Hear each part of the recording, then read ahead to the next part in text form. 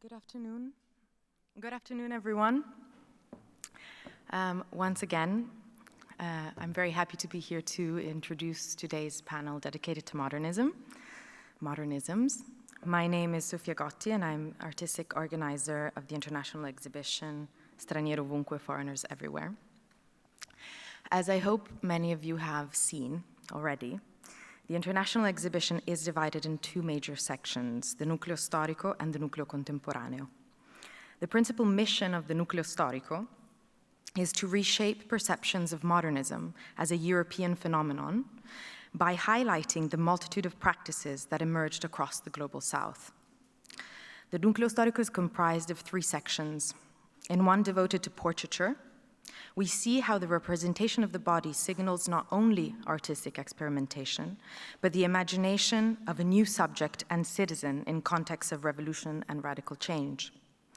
Then, in the section devoted to abstraction, geometry is deployed according to ancestral traditions, for example, indigenous weaving patterns, mythology, geometric decorative motifs used in pottery or sculpture, or even elements from scripture and calligraphy like Arabic and Berber.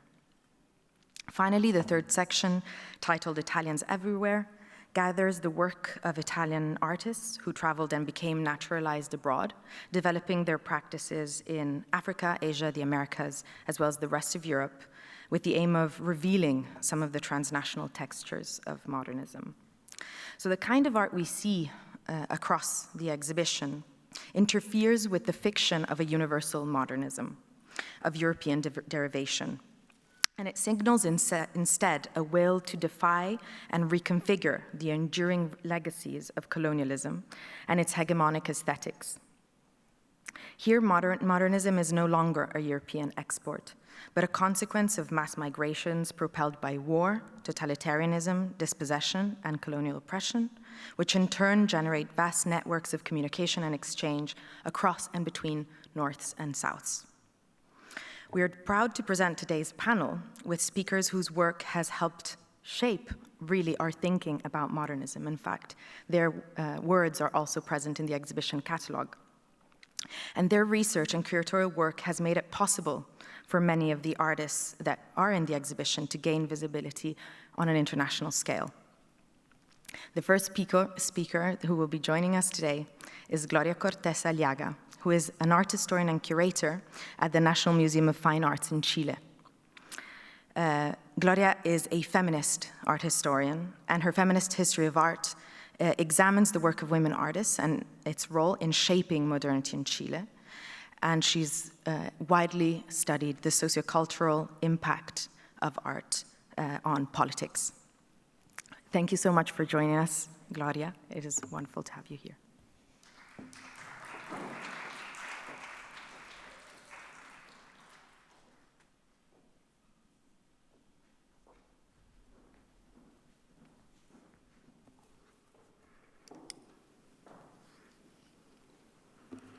Buenas tardes. Antes de iniciar, quiero agradecer profundamente esta invitación a Adriano Pedrosa y a todo su equipo, Amanda, Francesca, Hilaria, Sofía, especialmente por la generosidad, por confiar en mí y tener la posibilidad de compartir estas experiencias con todos ustedes. Yo no voy a hablar de mi experiencia curatorial, sino más bien revisar algunos contextos que permitan dilucidar esta terminología de los modernismos, algo que se habló muchísimo ayer, ¿no? Cómo redefinir todos estos movimientos a partir de las experiencias de un grupo de artistas latinoamericanos en París, transformando aquello que parecía ser el centro en un espacio translocalizado para precisamente descentrarlo. En esta presentación, entonces, intentaré abordar una cuestión fundamental para la circulación de ideas, debates, obras y redes colaborativas afectivas que se desarrollan especialmente a partir de las primeras asociaciones de artistas latinoamericanos en París desde inicio del siglo XX. Vista desde una perspectiva política, estas relaciones entre artistas, algunas de ellas autogestionadas, permiten establecer no solo un ideario común, sino la complejidad de la escena, los espacios de debate, las transferencias de imágenes y los efectos de estos encuentros, a ratos bastante ficcionados, que tuvieron en los países de origen. Aunque abordaré en términos generales las exposiciones en las que se agruparon diversos artistas provenientes del cono suramericano, me detendré más específicamente en el caso chileno y en las experiencias femeninas de manera específica. Si bien existen estudios provenientes especialmente del norte global sobre estos encuentros latinoamericanos, estas investigaciones han puesto foco en presentarlos como un corolario del centro, es decir, París, sin considerar, o no lo suficiente, los contextos geopolíticos y la modernidad latinoamericana, la que tampoco es homogénea en toda la región. Una modernidad que estableció un modelo no solo económico, sino también social, intelectual y político, además de un patrón de identidad, control y defensa social, higienización urbana y la aplicación de tecnoutopía, como lo enuncian Leighton y Huertas. Para quienes viajaron a Europa, encontrarse en París con una red de sociabilidad entre artistas hispanoparlantes, especialmente al interior de las escuelas como la Julian, la Grande Chumier y la Calarossi, o bien en los talleres de artistas como el de Andrelot o el de Burdel, permitió al conjunto de artistas latinoamericanos acceder con mayor facilidad a la nueva sociedad a la que debían enfrentarse, a pesar de las dificultades económicas y las barreras idiomáticas en la capital francesa. Otros inmigrantes, especialmente rusos, norteamericanos y franceses, completaban la comunidad artística e intelectual de Montmartre y Montparnasse, donde se generaron flujos, agrupamientos e intercambios. Diplomáticos, periodistas y académicos oficiaron de intermediarios en los diferentes círculos de esta sociabilidad artística. Las inconveniencias económicas, la bohemia, las complicaciones con la renovación de las pensiones o las becas, el nuevo mundo al que se vieron enfrentados y la dificultad para entender las nuevas tendencias artísticas son solo algunos de los puntos a los que se refieren constantemente quienes migraron a las ciudades europeas. La artista chilena Henriette Petit escribe: «Hay gran miseria entre los artistas, pero todos nos ayudamos mutuamente».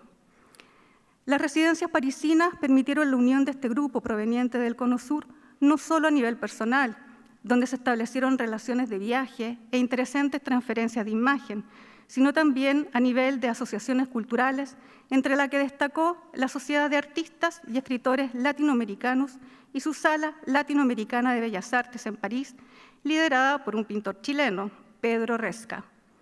En su primera versión estuvo destinada solo a artistas residentes en Francia, pero fue proyectada para recibir artistas desde toda Europa.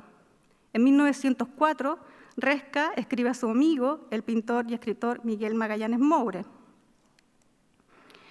«Qué hermoso medio de darse a conocer, qué manera más culta de mostrar en el ramo de las artes a cada una de las nacionales latinoamericanas con una porción de obras de arte pertenecientes a un buen pelotón de artistas sud- y centroamericanos». El Salón Anual de Bellas Artes Latinoamericano se lleva a cabo en la sede del periódico parisino L'Amérique Latine el 19 de noviembre de 1904 y aparentemente con gran éxito de convocatoria. El periódico Francia-Brasil, órgano de comercio y de la industria de ambos países, describe la exposición. Cerca de un centenar de obras de arte permitieron a un público elegante y numeroso apreciar el valor de los artistas sudamericanos que ayer se encontraron por primera vez. Y no es menor la satisfacción para el visitante encontrar codo con codo en las paredes cuadros de artistas argentinos, brasileños, chilenos, cubanos, mexicanos, peruanos, uruguayos y venezolanos. A esta sociedad concurrieron los pintores chilenos Manuel Thompson, Marcial Plaza Ferrán, Juan Harris y Celia Castro, mientras que de Brasil, según consta en el periódico, participaron Julieta de Franca, con un paisaje de intensos colores impresionistas, María Forneiro y Delmiro de Almeida, Manuel Castilla, la señora Dam y la señorita Cotín de Argentina, de Cuba, Francisco Visier, de México, Gonzalo Argüelles, Mariano Centurión, Florencio Nava y un joven, Alfredo Ramos Martínez, el uruguayo Eugenio Damblans, el panameño Roberto Lewis, Herminio Arias y José Bevin de Perú, Vicente Gil y José Vera de Venezuela. La labor de gestión de Pedro Resca es extensa. En 1901 es enviado como comisario del envío chileno a la Exposición Panamericana de Búfalo en Estados Unidos. En ella, además de la sección de Bellas Artes, y cito, la mayor parte de los países americanos presentaron hermosas colecciones de reliquias de los aborígenes de sus respectivas naciones, según consta en el catálogo de la exposición. Este dato es importante de considerar para algunas cuestiones que revisaremos más adelante. Tras esta experiencia se traslada a Europa, becado por el gobierno de Chile y es aceptado por la Sociedad de Artistas Franceses. La beca dura apenas 3 años, tras lo cual el pintor y sus camaradas deben subsistir en condiciones apremiantes y precarizadas. Esta es una de las cuestiones que más debate genera entre los artistas y las instituciones. En París sabemos, a través de una diversidad de documentos, que Resca le solicitó colaboración para difundir esta iniciativa de 1904 a Rubén Darío y a Manuel Ugarte, escritor, diplomático y político socialista argentino, como también el apoyo para la fundación de un centro artístico latinoamericano compuesto por literatos, compositores, pintores, escultores, entre otros, que potenciara las relaciones de la región a través de la acción creativa de artistas, especialmente de los jóvenes. Hoy día son las agrupaciones las que valen, las que se imponen, señala Resca. Los elementos aislados se pierden y concluyen por desaparecer. Manuel Ugarte comenta al respecto. La exposición rompe con la leyenda del continente rasta, término peyorativo. Hace que sonría en medio del desdén europeo una esperanza de rehabilitación y confirma las previsiones de los que soñamos con una América vigorosa y completa, capaz de hacer sentir su actividad en todos los géneros. La idea de la red colaborativa ya se venía manifestando a través de la literatura y la circulación de revistas. Minotauro, la Amérique Latine o Mundial Magazine, todas ellas editadas en París en distintos momentos y cronología, por nombrar algunos ejemplos, dan cuenta del cruce de ideas, pensamientos e imágenes a las que es posible acceder durante el periodo. En ellas también confluyen escritores y artistas provenientes de diversos puntos del orbe, centrales y periféricos, configurándose al mismo tiempo en signo de identidad para las agrupaciones emergentes durante el periodo, como bien lo ha señalado Diana Weschler en Argentina. En Latinoamérica, al mismo tiempo, esta circulación de ideas se llevó a cabo en revistas locales como Amauta en Perú, Martín Fierro en Argentina, Guillatún en Chile, Teseo en Uruguay, Claxon en Brasil, entre otras, que ejercieron un papel aglutinador y catalizador de posiciones políticas y artísticas. Entre las revistas que circulan en el ámbito universitario se encuentra Claridad, órgano oficial de difusión de las federaciones universitarias en Chile y en Argentina. En 1921, el grupo Spartacus, compuesto por estudiantes de la Escuela de Artes de la Universidad de Chile, publicaba en la revista su primer manifiesto, señalando: «Más hermanos nuestros son los artistas de Argentina, Bolivia y Perú, que todos los rastacueros de la política y los sucios mercaderes que pululan en esta tierra». Este manifiesto artístico-político da cuenta nuevamente de los intereses y principios antioligárquicos, latinoamericanistas y revolucionarios de la generación. Vinculándose con la vanguardia literaria principalmente y a los preceptos de un anarquismo intelectual y libertario, los editores de Claridad se relacionaron con pares como Insurrexit en Buenos Aires, Ariel y Germinal en Uruguay y Justicia de La Habana o A Plebe de Sao Paulo. El espíritu sobre un regionalismo translocalizado se repite en una nueva experiencia aglutinadora en París en 1904. Entonces, la Maison de l'Amérique Latine, junto con la Academia Internacional de Bellas Artes, proyectos impulsados por el economista argentino Alessandro de Olazábal y el brasilero Pedro Luis Osorio, organizaron la exposición de arte latinoamericano en el Museo Galiera, iniciativa que ya ha sido bastante estudiada en los últimos años y que consigna que esta sería la primera asociación artística latinoamericana en París. Ya vimos que no. Raúl Daccord, etnólogo especializado en Sudamérica y secretario general de la Sociedad Americanista en Francia, publica ese mismo año: el interés de esta exposición aumentaba gracias al hecho que una de sus secciones había sido reservada al arte precolombino. Cerámica funeraria y tapices extraídos de tumbas peruanas hicieron que muchos visitantes exclamaran con sorpresa y admiración. Nos complace señalar el uso que se ha hecho del arte decorativo, contenido principalmente en la cerámica peruana y diaguita, para enseñar dibujo a los niños de primaria. Para ello se ha reunido toda una colección de cuadernos muy interesantes e instructivos. No podemos felicitar suficientemente a sus autores por sus esfuerzos por vincular el presente con el pasado. Al igual que en experiencias anteriores, la presencia de los pueblos originarios continúa en la agenda oficial. Este argumento del pasado indígena glorioso para la construcción de una identidad es el recurso más utilizado por las naciones latinoamericanas, especialmente por los gobiernos y representaciones nacionales, por cuanto se consolidaba el concepto de ciudadanía popular. Un ejemplo de ello fueron los pabellones de México, Argentina y Chile, por nombrar solo algunos. En la exposición iberoamericana de Sevilla en 1929, donde se incorporaron símbolos propios de las culturas prehispánicas, elementos barrocos y mestizos, y en el caso chileno, la construcción de una idea de nación estable y poderosa, cuya clave territorial fue la cordillera de los Andes. Sin embargo, esta visión no condice con las estrategias políticas llevadas a cabo por los mismos gobiernos sobre los pueblos originarios. Expansiones territoriales, expropiaciones y reducción de territorio como parte de una política de una nueva colonización y fomento productivo de las tierras, iniciaron la devastación de sus recursos y el despojo de su patrimonio ancestral que perdura hasta el día de hoy. En la muestra del Galiera expusieron artistas cuya lista es larga de enumerar aquí, pero entre los que se encontraban Pedro Fijari, Emilio Peturuti, Camilo Egas, Anita Malfatti, Angelina Agustín, Chul Sular, Manuel Ortiz de Zárate y Víctor Brecheret, entre otros muchos.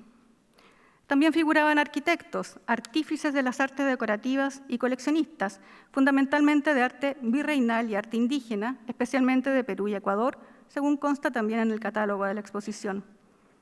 Resulta interesante la presencia de artistas, coleccionistas de arte prehispánico, como el caso del pintor ecuatoriano Camilo Egas. Ya son, sabemos, conocidas las colecciones prehispánicas de Diego Rivera y de la escultora chilena María Teresa Pinto. Además de la presencia de mujeres coleccionistas, como el caso de Madame Chapsal.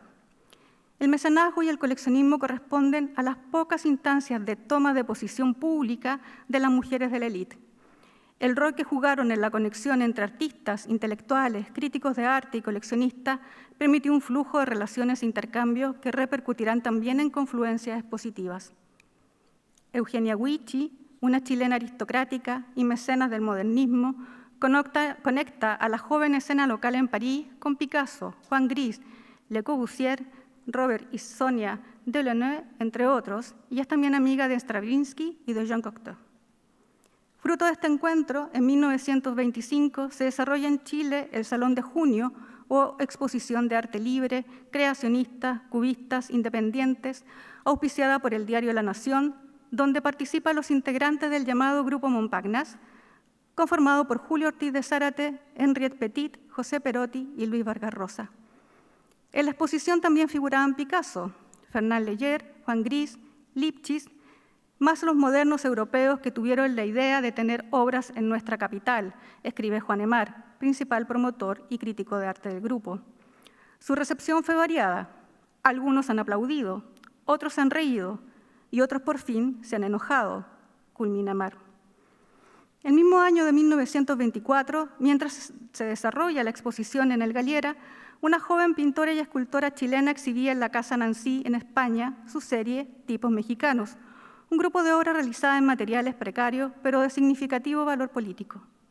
Educadora, docente, maestra rural, promotora de exposiciones infantiles, ilustradora, feminista y luchadora social, la chilena Laura Rodic fue parte del proyecto modernizador del sistema educativo liderado por los Frentes Populares Internacionales. Es probable que sea a través de Gabriela Mistral, con quien mantuvo una relación sexoafectiva por cerca de 10 años, que Rodic se conecta con las redes feministas de María Maeztu, cofundadora y primera presidenta del Liceum Club Femenino en Madrid, y de la pintora Maruja Mayo. Ambas mujeres posteriormente se exiliarían en Argentina durante la Guerra Civil Española, gracias a la ayuda de Gabriela Mistral y Victoria Ocampo.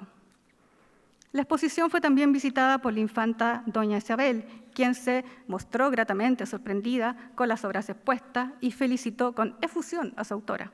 según consigna el ABC de 1924. Este éxito tuvo por resultado la adquisición de su obra India Mexicana por la Junta del Patronato del Museo de Arte Moderno de Madrid, hoy Museo Nacional Centro de Arte Reina Sofía, entonces dirigido por el escultor Mariano Belliur, convirtiéndose en la primera latinoamericana en ingresar a dicha colección, según señala nuevamente el diario ABC. Tanta humanidad tienen las esculturas de Laura Rodi que más de una vez, al considerarla, antojábaseme experimentar la misma sensación que si estuviera mirando a una persona que ignorase mi presencia y la sorprendiera orando, llorando o recoleta en íntimo pensamiento, olvidada de lo externo que la rodeara y entregada por completo a la propia emoción, escribía Beatriz Galindo en blanco y negro en 1925. Junto a las esculturas, Rodin exhibe también el conjunto de dibujos y pintura de agrio sabor de estampa popular, realizadas con gracia y con valor idéntico a los que pudiera comunicar hoy un primitivo a las escenas cosmopolitas, como señala la prensa de la época. Francisco Alcántara, director de la Escuela de Cerámica, escribe también en el diario El Sol: al encararse con la labor de la señorita Rodic, lo primero que se ocurre es que el artista ha debido vivir por largas temporadas en algún centro europeo de los más saturadas de intelectualismo y de exaltada idealidad libresca. Pues nada de eso. La obra de Laura sí que es una modernidad avanzadísima.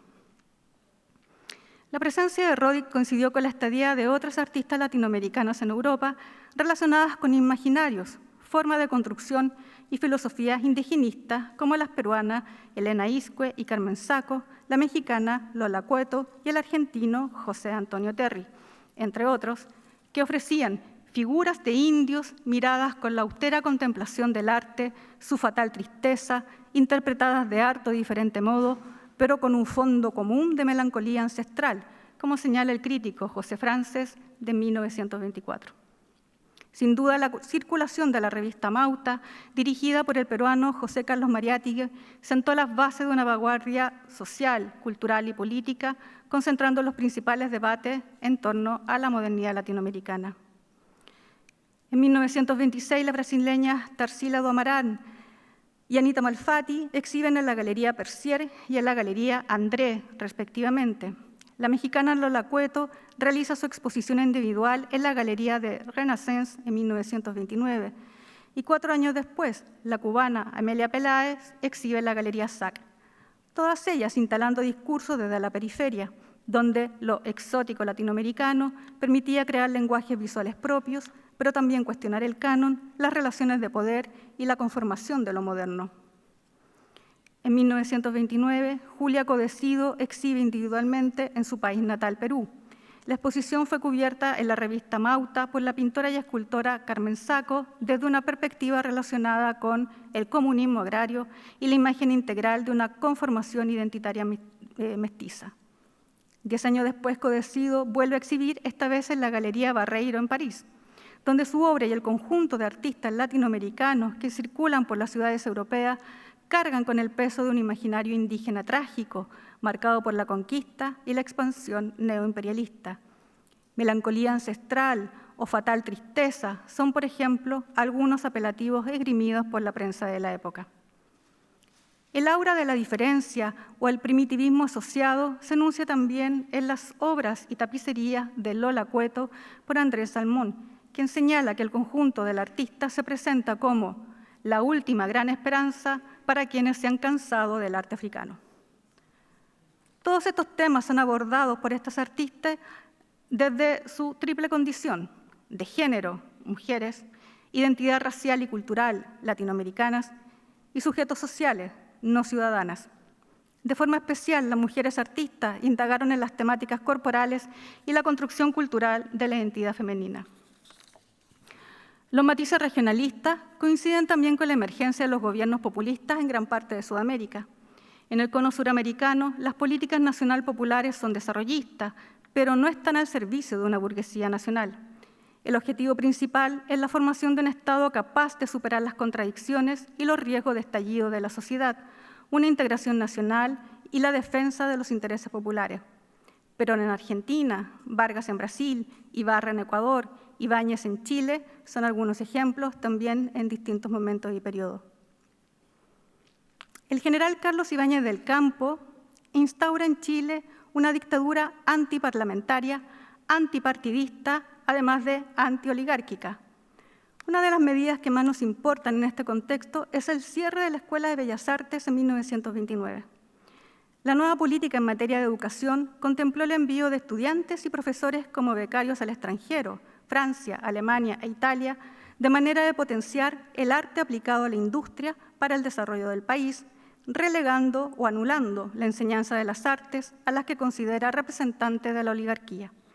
La lista de pensionados a Europa alcanza 26 profesores y alumnos de la escuela. Para 1930, la mayoría de estos artistas se encontraban en París, fecha en que se desarrolla la primera exposición del Grupo Latinoamericano de París, realizada en la Galería SAC. Todas eran las primeras exposiciones. Proyecto liderado por el pintor uruguayo Joaquín Torres García y que intentó instalar en Europa una mirada de lo que hoy entenderíamos decolonizadora sobre el arte latinoamericano.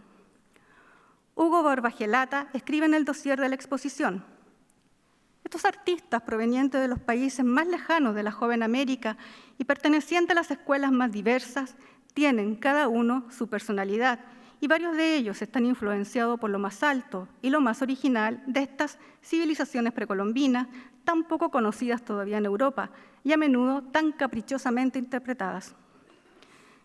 En la exposición también participaron nuevamente Pedro Figari, Raquel Forner, Agustín Lazo, José Clemente Orozco, Diego Rivera, Lola Cueto, Carlos Mérida, Marcos Bontá y Laura Rodic y otros 13 pintores y escultores. Torres García se encontraba entonces vinculado a otras escenas periféricas de la Europa Oriental, como el grupo de artistas polacos. La propia Galería SAC es fundada por la artista polaca judía Jadwiga Kohn, y en sus salones se realizaron múltiples exposiciones individuales de artistas que aún no ingresaban al circuito europeo, como bien lo ha señalado José Navarrete, dando cuenta nuevamente del papel fundamental que jugaron las mujeres en la constitución de las escenas de arte moderna, ya sea como artistas, comisarias, gestoras, mecenas, galeristas y escritoras, entre muchos de otros roles que jugaron en este momento cuando aún no eran sujetos sociales con derecho a voto. De este modo, París no solo constituye un centro de producción y mercado de arte contemporáneo en este momento, sino también actúa de legitimador de una escena moderna y de experiencias, por cierto, no homogéneas, diferentes y desiguales de las y los artistas latinoamericanos. Sin embargo, estas experiencias, lejos de reproducir la tradición del arte occidental, instalaron un modo de organización regionalista, un sentido de debate sobre lo latinoamericano y una serie de estéticas otras que seducían a las audiencias europeas, pero que al mismo tiempo cuestionaban las bases del canon hegemónico, introduciendo cuestiones como la identidad y las relaciones de poder sobre los territorios americanos. Gracias.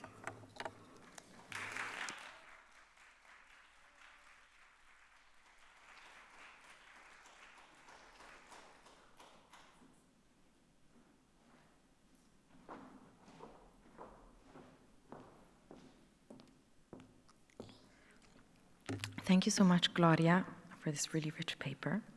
And our wonderful next speaker is Nada Shabut, who is a Regents Professor of Art History and the coordinator of the Contemporary Arab and Muslim Cultural Studies Initiative at the University of North Texas. She is the founding president of the Association for Modern and Contemporary Art from the Arab World, Iran and Turkey, and founding director of Modern Art Iraq Archive. Her work cannot be overstated how important it is for access to knowledge about art in the Arab world. And one of her books, Modern Arab Art, Formation of Arab Aesthetics, is an invaluable resource as an introduction to this topic. Thank you so much, Nada.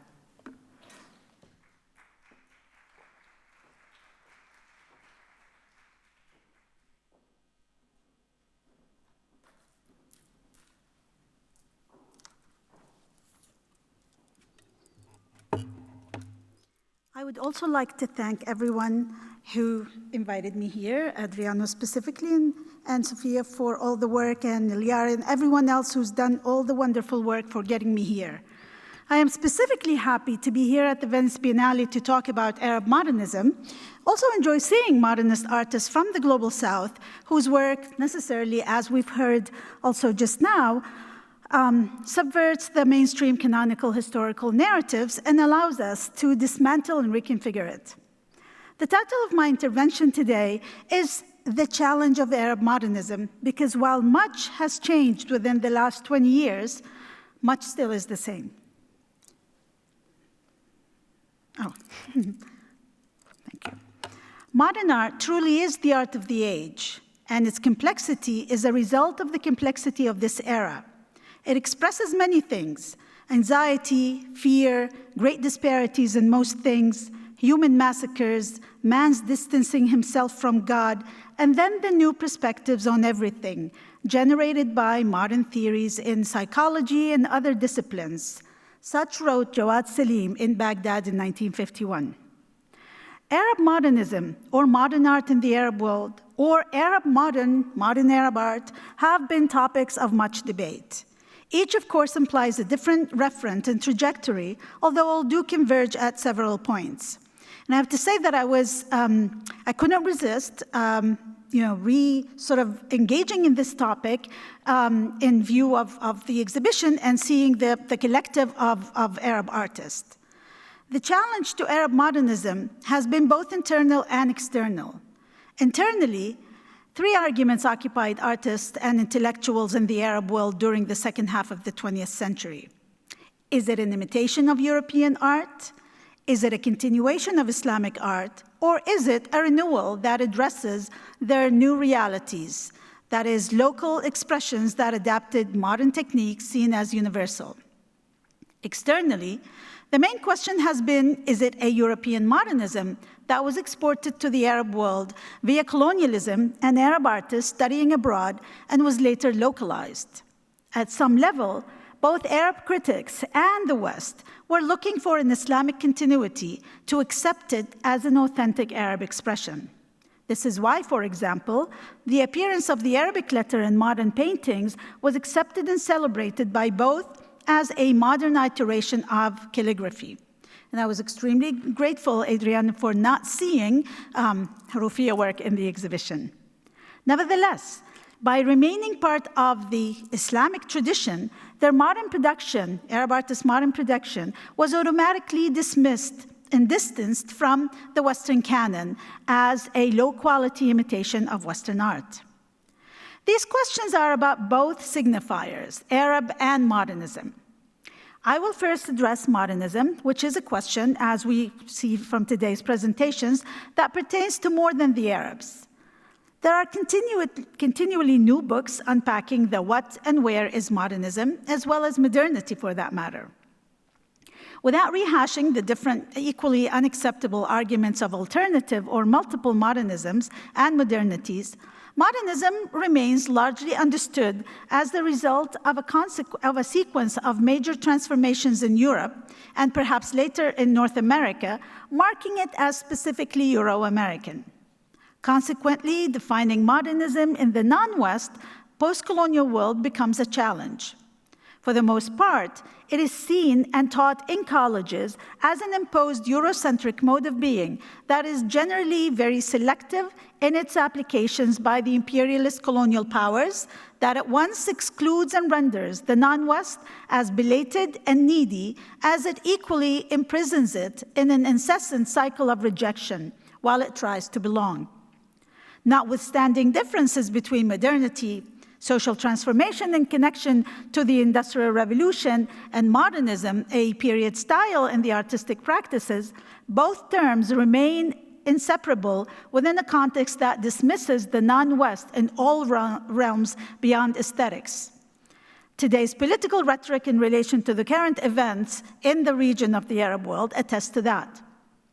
Thus, despite the transnational evolution of modern art, of which the modernists themselves were aware, its canonical history still emphasizes the centrality of European art, which in turn became synonymous with universal art, against which all other art productions are measured. The insistence of an immediate singular social referent that is European is, as argued by a number of art historians, the downfall of the canon, not the modern. It is particularly troubling to see the persistence of the Orientalist ideology arguing for an original European master for every Arab artist. Modern art in the Arab world has continually been sympathetically explained and defended in relation to European imperialism and Orientalism. Acknowledging the existence of Arab modern art has been predicated on a sudden rupture in the region's history through colonialism and submission to superior powers. This unequal and condescending relationship argues that the West became obsessed with the timelessness and backwardness of the East as the exotic other, which mandates that Arabs had to be in awe of the progressiveness of the superior civilization, designating the West as leaders and Arabs as perpetually followers and imitators. Sadly, one of the major problems with the historiography of modern art of the other in general has been the tendency to dilute the agency of the artist, including by scholars with the best intentions and sympathies. Some of this problem has to do with the language of writing, which remains that of the colonial hegemony. As such, it remains impossible for the Arab artist to achieve anything based on internal or local needs and desires, but be always at best influenced, inspired, or draw on European examples, be it its style, structure, or production.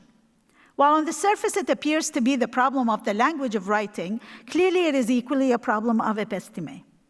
More importantly, it locks the non-Western art into the impossible space where it is either too similar to European modernism that it makes no significant contribution, or so different that its credentials of being genuine art will remain suspect.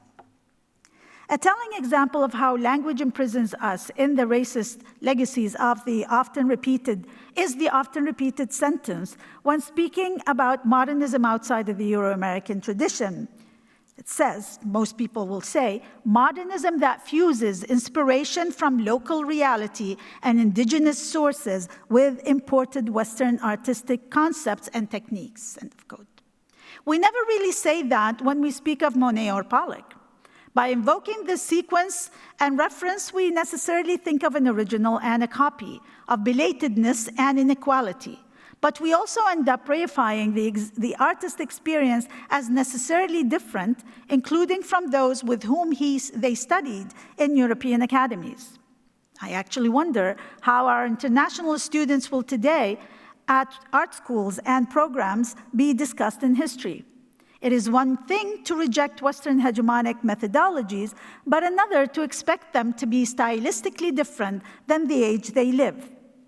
Surface resemblances of styles should not assail the specifics of each artist, what each artist is articulating. Why should Arab artists have a unique Arab everything in their art, but not French artists of the same period? Why is Paris the center and Cairo the periphery? Could we not understand Arab artists' realization of the status quo, not as a simple submission, but as a conscious global theoretical and ideological reworking of aesthetics? Is it not the inequality of power that allows Matisse and Clay's adaptation and philosophical reformulation of Islamic aesthetics to pass without commentary, whereas comparisons to a European counterpart is always deemed necessary when speaking of Arab artists? It is perhaps also a linguistic and visual literacy that is needed to understand the other's contribution. That Arab art shared technologies and possible styles with European art, in my opinion, speaks more of the nature of cultural exchanges and progress. Many of us, historians of non-Western art, have argued for the non-European roots of European modernism itself, and for the centrality of colonialism as a lived experience by the colonizer in the formation of European modernism. These arguments are generally seen as apologetic. We have also called for distancing our readings from Europe as the so-called real knowledge fueling the intellectual force of the modern. Professor of Comparative Literature Amer Mufti, however, argues that, I quote, Eurocentrism is an epistemological problem, is too important to be left in the polemical register that seems to have become its fate in contemporary discussions, end of quote. Moreover, he points out that we, scholars of the modern non-West, are all Eurocentric in our comparative methodologies that inevitably privileges Europe as its referent for stylistic and period categories. Mufti nevertheless does not advocate for abolishing the comparatist approach, but rather is concerned with the disciplinary conditions in comparative studies. How to surpass it despite understanding, as Radhakrishna argues, that, I quote, unless and until other worlds are recognized not merely as other histories, but as other knowledges, end of quote, is in fact the main dilemma. How to escape a reductive, suppressive reading of global forms of knowledge. How to untranslate the other, which has not only been repeatedly translated for us, but also packaged. How could we articulate modern art outside of Europe within a discipline that is itself a European construction? Are all questions that we all grapple with and continue to struggle. In explaining the imperialist approach of modernity as the only universal history, Timothy Mitchell does not defy its claims of impossible universalism. On the contrary, he explains, I quote, one of the main characteristics of modernity has always been its Euro-autocentric picture of itself as the expression of a universal certainty, whether the certainty of human reason freed from the particular tradition or of technological power freed from the constraints of the natural world, end of quote. It is, in fact, this claim to universality that has been the element behind the exclusion of non-Western modernism in the arts, as the different regions of the world continue their quest to be part of it.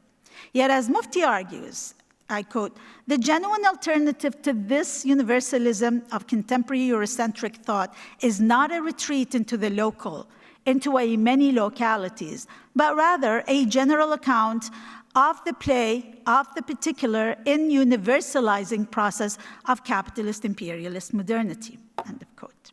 Moreover, modernity, Chikao Kikiyogulu tells us, is itself fluid and unstable. Thus, I have been exploring modernism in relation to a global crisis of representation that is directly caused by modernity and addresses representation as the means of depicting or portraying a subject with its connection to reality and originality as specifically distinct from pre-modern presentation. The circumstances of this crisis, the specific forms it takes, and the artistic solutions devised to respond to it varies from one part of the world to another. Modern art, the equal responses of to this crisis would then be understood within a broad, nonlinear, and non-chronological narrative of intersections and overlaps that are dialectical and discursive, that can encompass global influences as well as account for the continuity of other artistic traditions and their ruptures. This understanding of modernism allows us to recognize each particular and peculiar experiment around the world within its own context and significance, with no concern to the linearity or heterochronicity of the history of art. In this sense, modernism is global insofar that it is an occurrence that happens everywhere, but its negotiations are very particular and distinct, despite certain intersections based on historical interactions. Thus, beyond the general reference to modernism, we need to always qualify French, Japanese, Arab, English, etc., to speak of its specifics. They are all provincialized while equally global. This argument also refutes the notion of a birth of modernism resulting from colonialism or another interaction with the West. It also allows us to understand the postmodern and post-secular, and the secular for that matter, as particular historical conditions that vary in their reasons and details and not universal or global occurrences. We must thus accept that what modernity and modernism means in any given space or time around the world cannot be understood without the voices of its local practitioners. Within this frame, I understand the crisis of modern Arab artists as rooted in the inability of the traditional modes of representation inherited from the Islamic period to depict their contemporary realities. In other words, a convergence of historical conditions, both inside and outside of art, along with the destabilization of belief in the existing forms of expression in relation to the wider changes within society, affected art's capacity to depict the world. Artists understood that their realities are shifting and in the process of becoming. So their work navigated potential as they negotiated identity, self, and nation as modern. They perceived of modernism as a space of experimentation for negotiations of the new modern self. Moreover, the Arab modern space of visual production is contrapuntal. While artists of the first and second generation in the Arab world tried to find their places in the art historical tradition established by Europe, but lacking in their countries, they specifically viewed European modern styles again as a space of experimentation and not an end. Many continually questioned its usefulness in the history of art and for their cultural specificity. Arab artists quickly realized that the lack of this art historical tradition is rooted in the historical conditions of the region, which did not necessitate categorization and genre, and that the so-called Western canon, itself a historical product, cannot be Arabized. Their art thus continued to defy classification. Arab artists of the early to mid-20th century negotiated modernity as a historical development and not a specific period development. That is expressly why they did not accept or practice the European severance with tradition and found no contradiction between modernity and tradition. Through modernism, Europe's intellectuals rejected the legacy of the Enlightenment, which was not of direct consequences to the Arabs. To Arabs, modernity represented a moment of renewed energy and creativity, which allowed that mode of understanding to continue in the Arab world beyond its critique and then rejection in Europe. As such, it also projected a necessary continuity between the modern and postmodern. Renewal, writes Amin al-Rihani early in the 20th century, means making our rhetoric reflect our real lives. This was specifically what Jawad Salim and the Baghdad Group for Modern Art, co-founded by Salim and Shakir Hassan al-Said in 1951 in Baghdad, sought to address. Salim declared, I quote, "However, a new direction in the art of painting will resolve the problem as a contemporary awakening that picks up a path began long ago. The first steps along this path were taken by the artists of the 13th century AD, and the new generation will find that their ancestors' early efforts are still pointing a way forward, despite the darkness and the danger. The modern Iraqi artist is burdened with the weight of the culture of the age and the character of a local civilization." End of quote.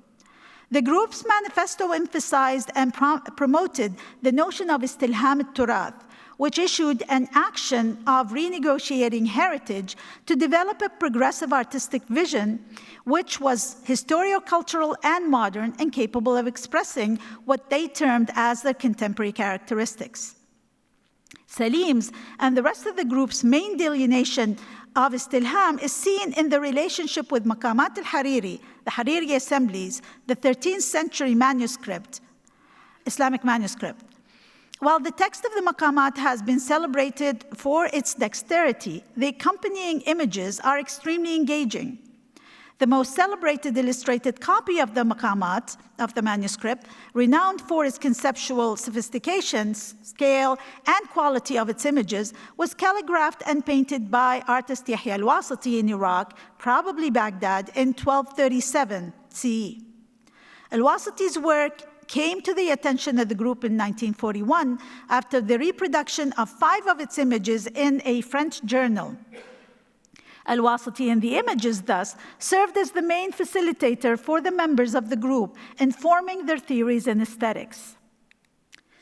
Now to tackle the term Arab, seen by some as hegemonic, erasing the diversity of the region.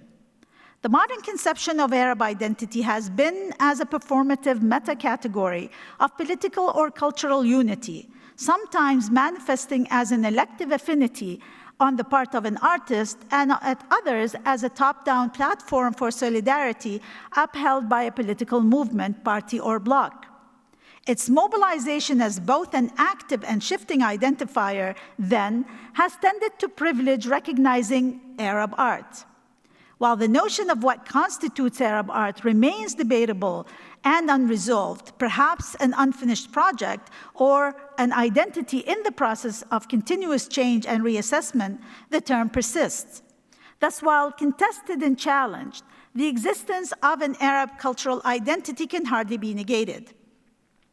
Clearly, these debates do not need to be resolved for art production to continue, nor will they prohibit the contemporaneity of such new production. They do, however, deprive it from a historiography that anchors it in a wider context. I continue to argue for a cultural unity in the modern Arab world that legitimizes the term Arab art, the wide term. It is a unity based on adhering to an aesthetic formula that is modern and distinct from that of Islamic art, and that embraces a plurality of experiments and visions united by a conscious negotiation of cultural elements. Art within this context does not exist for its own sake. It is a discursive construction of artistic modernism embodying both discontinuity and rupture, that is, modernism defined by a conscience claiming of it, which necessarily locates modernism at the intersection of art, culture, politics, and activism. The violence of the colonial experience that followed the dismantle of their living norms as part of the Ottoman Empire into new nation-states confirmed a modernity rooted in local context that negotiated local art and political histories. Inevitably, nation-building was central in the artistic negotiations. Its prominence is a necessity of the region's historical development and the artist's way of confronting their realities. The role of a nation building was a post-colonial inevitability for the emergence of a modern subjectivity. It is important to remember that Arab artists' awareness of the power structure and their need to respond to the emergent local national discourse formed a powerful dynamic that further fueled nation-building agendas. A conscious reconstruction of the familiar into a national visual identity, which was not always conceived in the narrowest definition of nation, was necessary.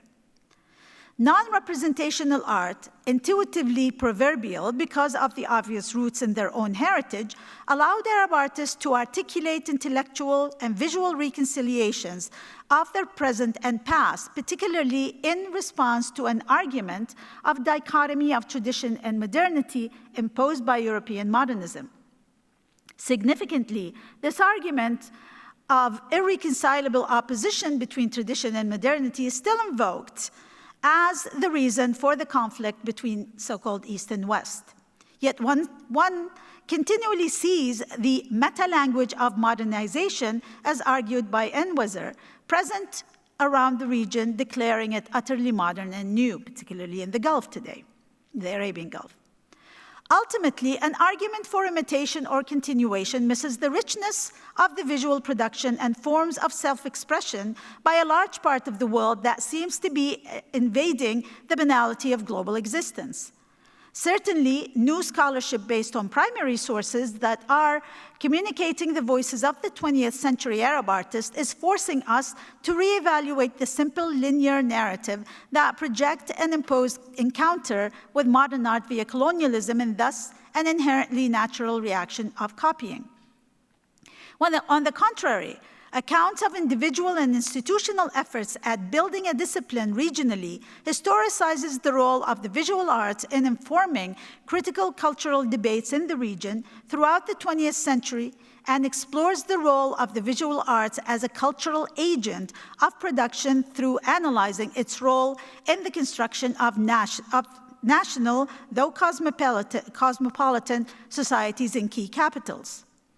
Consequently, ideological resistance motivated most Arab experiments in aesthetics and form, particularly as formulated by and through movements and artist groups, not unlike the ones in the presentation before me. It equally embedded their localities into an active dialogue and solidarity with the rest of the world. Seen as sites of resistance and contestations, work of the 20th century Arab modernism were thus particularly subversive. In Morocco, artist Farid Belkahia, who was the director of the École des Beaux-Arts in Casablanca from 1962 to 1974, and Ahmed Sharqawi, both received part of their training in Paris and Prague. That to Belkahia made more sense as an Arab than Paris, were joined by a group of other artist instructors and initiated the replacement of the old classical models by Moroccan artifacts that included Arabic calligraphy in the school's curriculum. They became known as the Casablanca School. They not only aimed to break away from academic teaching in naive painting, but also to eradicate the distinction between crafts and fine arts they had inherited from the West in order to reconcile their past with their present. They boycotted exhibition halls run by foreign embassies and instead exhibited their work in public squares along with popular crafts and performers. Belkahia replaced conventional art materials with natural ones, including brass, skin, henna, and saffron. Sharqawi was the first Moroccan artist to explore native motifs referencing Amazigh tattoos, rugs, and jewelry. Similarly, the Khartoum School, formed in the late 1950s by a group of Sudanese painters and sculptors, including Ahmed Shibreen, Osman Wakila, Kamla Ishaq, and Ibrahim Salahi, who, in search for their artistic identity, drew from within their heritage while avoiding Western concepts or methods as much as possible. They adapted African cultural traditions, Islamic visual tradition, and local costumes through modern indigenous concepts and explored the graphic values of Arabic calligraphy. The artist Osman Wakila, born in 1925, emphasized, I quote, the other dimension of calligraphy through visualizing letter forms as living entities and manipulating the space created between them. The 1960s marked a shift on many levels in the Arab world. The 1967 Nakba crisis that resulted from the rapid loss of Arab armies against Israel in the Six-Day War shocked and disrupted many of the social and cultural conventional understandings and propelled unfiltered reactions from artists. It also intensified a new revolutionary current among artists around the region. In 1969, artists Diyal Azawi, Hashim Samarji, Mohammad Mahruddin, Rafa al-Nasri, Saleh al-Jumai, and Ismail Fattah formed Al-Ru'ya al-Jadida, the New Vision Group. Within the widespread feelings of defeat and anger, a strong sentiment towards the potential of pan-Arabism and the desire for Arab unity was manifest in further challenging the existing state of affairs. The group's manifesto, published in October of the same year under the title Towards a New Vision, expressed the group's vision in a strong language of defiance and rejection of social, cultural, and political conditions and limitations. It was not a new school of art, but an activist vision towards injustice. As Pan-Arabism climaxed in the mid-20th century, Arab artists became more connected. The first meeting for Arab artists was held in Damascus in 1971 and resulted in the establishment of the Union of Arab Plastic Artists. It held its first conference in 1973 in Baghdad, which was followed by the first Arab Biennial in Baghdad in 1974, and in Rabat, Morocco in 1976, and then in Libya in 1978. Other art exhibits and festivals were held in different Arab cities, such as Al-Wasiti Festival, organized in Baghdad in 1972, which continues still today periodically, and the annual cultural Musam Asila, inaugurated in Morocco in 1978. Today, not only wars and conflicts, oil as always, but also oil revenues that allowed for new collecting practices in the Arab world, particularly in the Arabian Peninsula, including Qatar and the UAE and Saudi Arabia, facilitated the expansion of the art market in many ways, fundamentally changed the cultural map of the visual arts in the region in connection to the rest of the world. Consequently, contemporary Arab art became the subject of a global interest, not only by private collectors who purchased contemporary Arab art from auction houses, but a multitude of exhibitions in prominent museums took place. Despite the new research and publications, suspicion around Arab modern art remains unresolved. Thus, the interest in the arts of the Arab world, particularly through the rhetoric that promoted recent exhibitions, continues to perpetuate the power structure and its language of discovery. Art in the Arab world has its long history, and artists are aware of this history. That Western scholarship is ignorant of this history speaks only of its limitations. Thank you very much.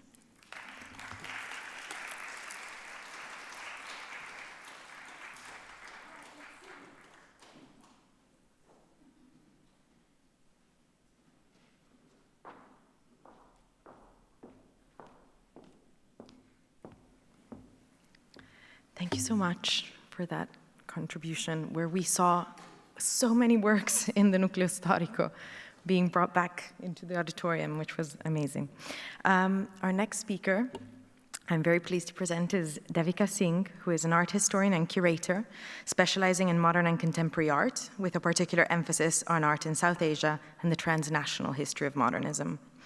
Currently, she is senior lecturer in curating at the Courtauld Institute of Art, where she co-leads the new MA in curating. And previously, she was curator of international art at Tate Modern. And she has curated a multitude of exhibitions internationally.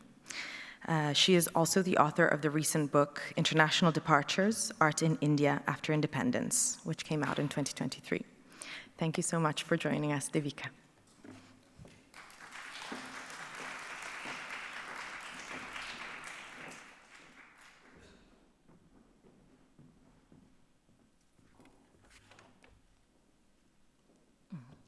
Thank you very much, Sophia.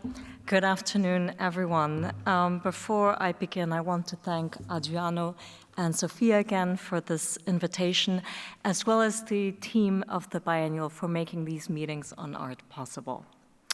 So my starting point today will be the possibilities that new interpretations of art that depart, in short, from nationally focused configurations open up. What emerges when looking at artistic creation, in India more specifically through this prism, is a history that puts the emphasis on exchanges and contacts happening in and out of India, and that were hugely generative. Now, you may have noticed that my talk pertains not to Indian modernism, but to modernism and India. And to a large extent, 20th century artists have long been perceived outside India, that is, as being foreign or alien to modernism. We heard that already, of course, in the case of Arab artists. I say this, of course, in the context of the present edition of the Venice Biennial that includes so many artists of the 20th century, Indian or of other places. The point is that, of course, though things are changing through exhibitions, such as the Biennale and others, it has not always been the case. So for reasons we can, of course, return to later, this inclusion of 20th century art remains far more contested, I would argue, than that of a younger generation of contemporary artists. So for a long time, in a nutshell, the reception of Indian artists, as well as so many others from the putative periphery, suffered from what you describe Nada and what Partha Mitter has aptly described as the Picasso monkey syndrome, by which he refers to this double bind whereby non-Western artists are either perceived to be slavish imitators of European art, or if on the contrary they turn their back on it, reproached for failing to learn basically the lessons of European masters. In reaction to this, and seeking to make visible and retroactively at least valorize a plurality of artists and art scenes that were previously deemed marginal, stories of connectedness and migration, and this is what I'm getting to, have often also been sidelined. That's the sort of flip side of it. So one consequence, therefore, is that this reformulated, plural and geographically diverse landscapes of 20th century art that is emerging may at times at least appear not just decentered, but also atomized.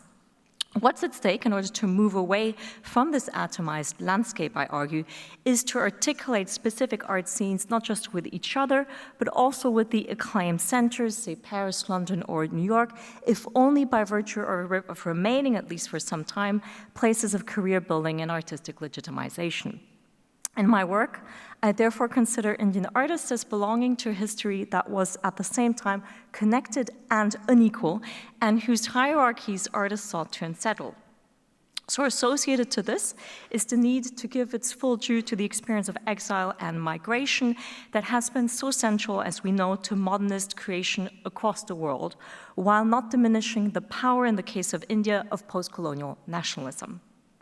Foreignness, in the sense of strangeness, of Unheimlichkeit auf Deutsch, or more commonly what the French call dépaysement, which also bears, of course, a formal dimension. This is not just about artists' biographies. Therefore emerges as a pivotal and a very apt concept to reinterpret the history of modernism. Now, I'll begin with the enduring relationship that the Indian art scene, including Indian patrons, established with different foreign artists, architects, and art critics after independence in 1947. A particular interest here is not just the presence, the mere presence of foreigners in India, so be it, but the different roles and statuses ascribed to them, be it by Indian patrons or by the state, and the terms of their interaction. One thing I argue in my work is that Indian artists, as well as foreign artists who are implicated in the Indian art scene, should be presented together as part of a coherent narrative. Among the people who nurtured the post-independence Bombay art milieu was Rudolf von Leyden. This is the person depicted here, not the painter, who was a crucial passeur or mediator, who would also publish, and Gloria, you made the point about publications. He, in his case, would publish in the Art Review Marg and also later became the art critic of the Times of India. He belonged, in short, to a small but influential group of Austrian Jewish refugees who'd fled Nazism in the 1930s and became very active in the Bombay art world. They were men and their families who'd fled Europe and made India their home country to others who had places to return to, and who, at the same time, once in India, also benefited on account of them being European from Western-centric legitimizing processes. In addition to refugees making their way to India, post-independence nation building also involved a confident strategy of international recruitment by the Indian state. Foreigners who responded to the call or whose work chimed with the ambitious vision of India's first Prime Minister, Jawaharlal Nehru, included amongst other Isamu Noguchi. This is a portrait he did of Nehru. He belongs to the set of artists, architects, filmmakers who were not only influenced by India, but who truly implicated themselves in the Indian art circles. And they did that, and this is a key point, at the invitation, or at least with the encouragement of Indian patrons and colleagues, in the case of Noguchi, those from the Sarabhai family. He also did, that's Isamu Noguchi, the Japanese-American artist, he also did a number of photographs of an 18th century astronomical site called the Jantar Mantar, this is the Delhi one, who influenced him all the way through his career. He sometimes mixed it, of course, with other references, all the way up to him representing the United States, as you can see here, at the Venice Biennale in 1986, and he's testing, quote-unquote, a work called the Slide Mantra. There would be, of course, more to say on this work and on others I'll be presenting to you this afternoon. A friend of Noguchi, who also spent ample time in India during one of his numerous lecture tours, is the American visionary architect and designer Buckminster Fuller, and you can see him here holding a workshop in Ahmedabad. Another example would be that of Roberto Rossellini, and these are images from his film India Mathrubhumi, a docufiction that also impacted Rossellini's personal life. He met during the making of this film his future wife, Sonali Dasgupta, for whom he left Ingrid Bergman, and that life change also impacted the production of India Mathrubhumi, and that is why I mention it. Most important or interesting, Rossellini described India as, I quote, the quintessential country of realism. And in line with the statement, he deliberately stayed in his car, refused to visit the Taj Mahal, refused to go and visit the Ajanta caves. And what you're seeing here to the left is an image from the Elephanta caves off Bombay, but it's really one of the few sites that are seen in the film. The rest of it is quite different. One thing that these examples, that of Rossellini and others I spoke about just now, one thing that they reveal is that we need to depart from the common assumption that connections with India pertain primarily to a countercultural sensibility. Of course, many did. That is, of course, true. But a different strand can be the focus, and it's characterized by its comparatively rationalist approach, one that engaged with the Indian nation state and with forms of Indian materiality, though it was, of course, also tainted with forms of Orientalist distortions. Now, Le Corbusier may have already come to your mind, and it's difficult not to include him here, though I have to stress, of course, that the project at Chandigarh was the result of a collaborative effort, that of several European architects along Le Corbusier, but also of a large group of Indian, then much younger architects, and that it's in fact Le Corbusier's cousin Pierre Jeanneret who oversaw the project, and he lived for 14 years in Chandigarh. Equally interesting to me, however, are other projects that Le Corbusier accepted while he was working on Chandigarh, one of which is Villa Sarbai, which was commissioned by Manorama Sarbai. This is a slightly later portrait of her. And of particular interest are the processes of intense negotiation that he had to go into with a woman patron in the 1950s, that is.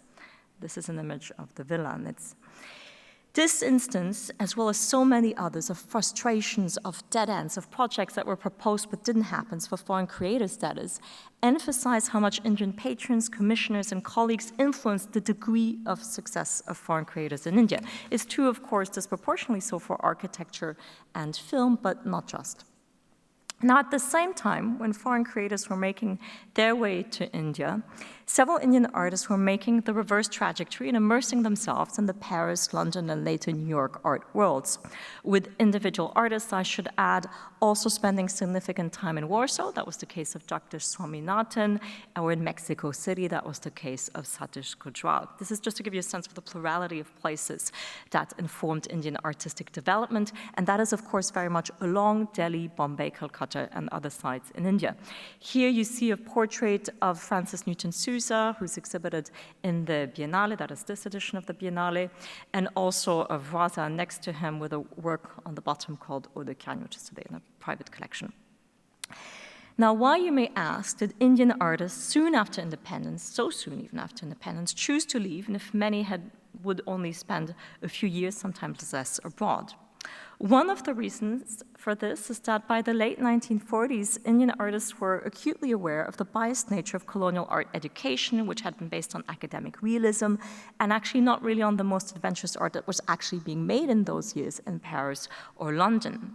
And even when it came to older periods of art, artist Guy Patel explained how the British exported to India not Constable or Turner, but far more academic or conventional artists. Second, artists in India were also aware of their incomplete access to international art.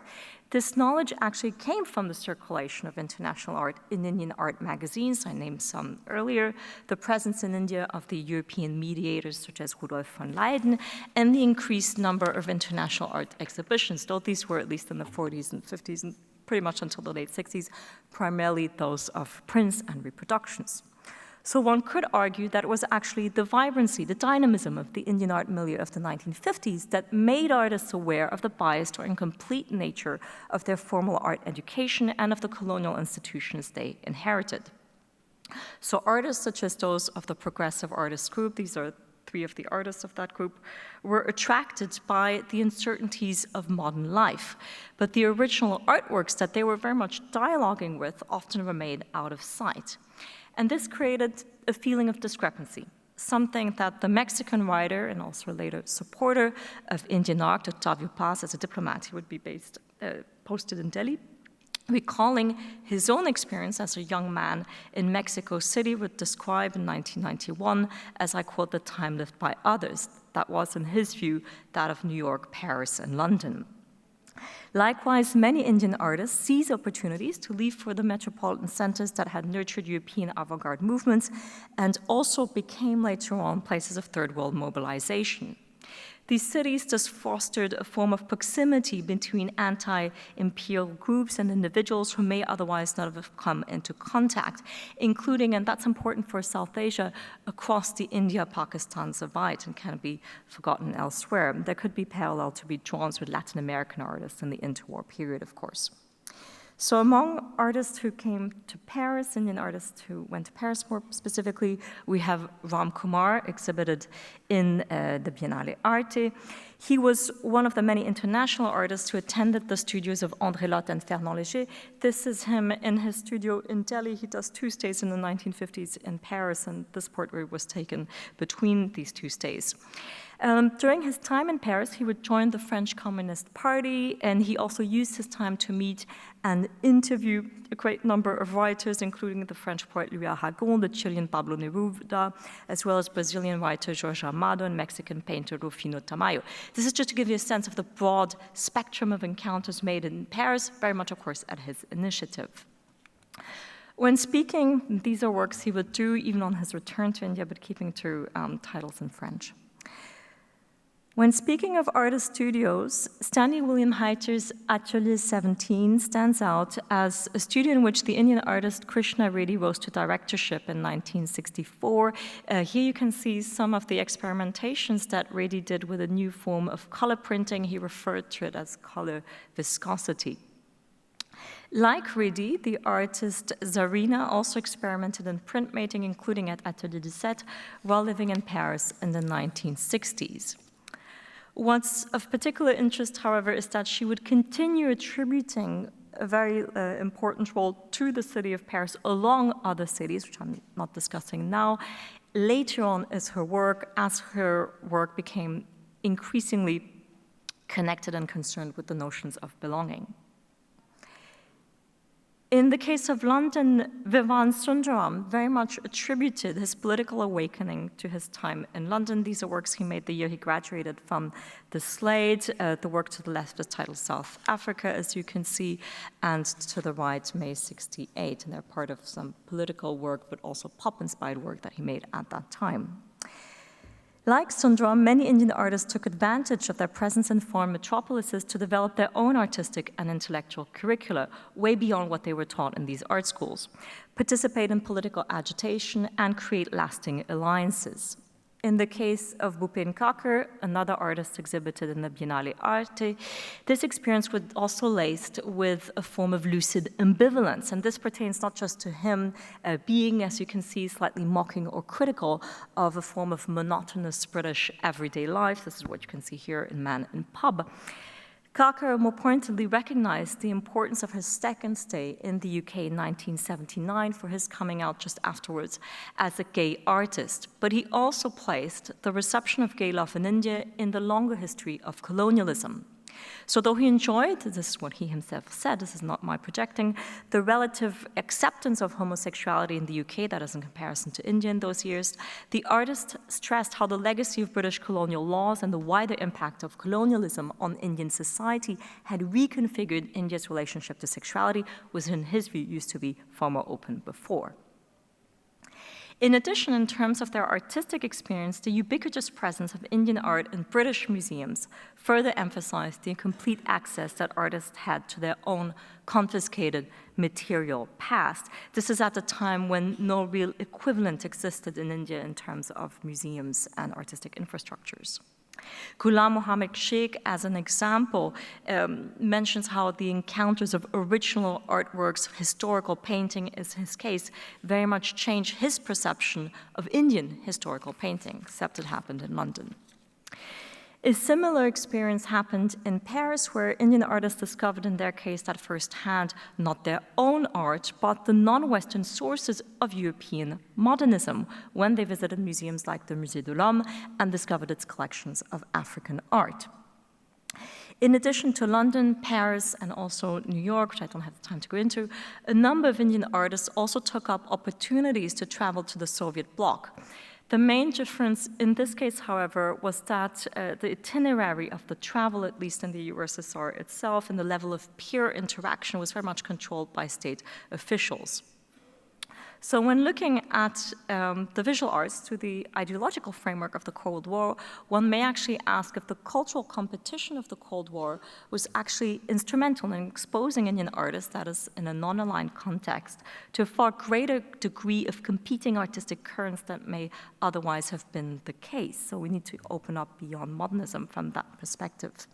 A rarely used example that I study, I won't have the time to go into it much, is the 1952 Soviet Fine Arts exhibition that brought a great number, exactly 84 original artworks to India, including prime examples of socialist realism. But the point is that the exhibition was unanimously rejected by artists, art critics as well. And the failing counter, if you will, from that perspective with socialist realism in a country in which the Communist Party had been so strongly involved in the anti-colonial struggle underlines how much artists were invested in the expressive potential of art. These are the terms, that's the argument that they put forward when they were rejecting, if you will, the different examples of socialist realism that were presented to them, and that as early as 1952. So moving on, that's one of these examples. As you understood, relations with international art, whether modernist or socialist realist, were complex and also evolving. In this regard, the late 1960s and 70s formed a crucial turning point. These were times of social and political turmoil on the world stage, of course, but also in South Asia itself, with wars such as the Bangladesh Liberation War of 1971. It was also a time when the post-colonial Indian state and its institutions, rather than primarily the inequities of colonialism, came to be the subject of critical scrutiny. And this included an increased criticism of a first form of benevolent internationalism, that of the progressive artist group, for instance, and the people who championed them. This was a criticism that was directed more specifically towards what was perceived as being the Western, still Western-centric values of that first post-independence generation, if you will, in a nutshell. An exhibition whose reception captured artists' changing relation to the West was 2 Decades of American Painting. That's an exhibition that's sent to India in 1967. It's organized by the Museum of Modern Art. It also goes to Japan and to Australia. It encompasses works by 35 artists, ranging from Jackson Pollock to Willem de Kooning, Andy Warhol, Philip Guston, very different range of American painting. And reflecting with humor on the insidious workings of center-periphery relations, Indian artist Keith Patel explains that, I quote him here, a widely quoted joke several weeks before the opening of this exhibition was that an hour after the opening, the Indian painter would be slashing his canvases with the brushstroke of abstract expressionism. Others, it continued, would be blowing up the nearest signboards to 10 by 10. None of that happened. This assumption, however, of imitation and derivativeness, remember Parthenius Picasso-Monkey's syndrome, was indeed something that artists were very well familiar with. But despite the exhibition being a tour de force in terms of the vast number of remarkable American painters on view, it also proved to be hugely controversial because of the very derogatory comments that Clement Greenberg made during a symposium that accompanied the show. I should say, however, that Clement Greenberg accompanied the show, was not involved, however, in the selection of artwork and the curating of the exhibition. Even more important for us, however, to think about today when we want to address a history that was at the same time connected and unequal is the Triennial India, an exhibition that was launched in Delhi in 1968. Here we have a crucial instance of international exchange centered purposefully on India and with cultural protagonists deliberately seeking to unsettle these embedded hierarchies, something I was mentioning earlier on. The first edition of this exhibition is titled the Triennale of World Contemporary Art, though they dropped that title afterwards, and it officially aimed at connecting Indian artistic production with those of Western countries, of socialist ones, as well as of other non-aligned countries. Again, these were the terms then used. The India section was still by far the largest one. That was the case of many exhibitions. You mentioned some of these, Nada, in similar decades. Each edition had about 100 works by Indian artists. I'm going through some examples here just to show you how across the different editions of the Triennale, some quite astounding artworks by Indian artists were presented. So very quickly, Krishan Khanna's Anatomy Lesson as an example, K.G. Subramanian's The General Reaction to the Bangladesh Liberation War, Zarina's Family Portrait, remember I mentioned her earlier, Bhupin Kakar's View from a Tea Shop, but also call it neo-tantric works, sculptural work by Pilu Bojkanwala. This is quite large, difficult to gauge, of course, here. Paintings by Jagdish Swaminathan, but also Ghulam Mohammed Sheikh. And I should add that although these were not displayed at the triennial, Indian artists, for instance, those who participated in Bombay's Vision Exchange workshop, also engaged in cameraless photography and film experimentation. So there's a plurality of practice that is being revisited today, but may not have been visible then, and that shaped the reception of Indian art. At the Triennale, Indian artists were joined by a vast range of international artists. So among artists presented in the Triennale India, who also exhibited in the current edition of the Venice Biennale, are Dia Azawi. Though him and his studio had difficulties, they couldn't locate the exact artwork. The catalog's not illustrated, the title is useless from that perspective. Afandi and Twins 77. Others included, this is what you see here, the Kutai founder Jiro Yoshihara, who's exhibited and also gets an award at the second triennial, so did the Brazilian Mira Shendo, also the Nigerian Iramo Emokpai. We have Alan Saray, who lives in India between 1971 and 1973, who creates, as you can see, in institute works made of wood and bamboo for that edition of the Triennale. Keith Sonye makes a sound piece. Louise Nevelson is much remarked upon. She also has a solo show in Bombay.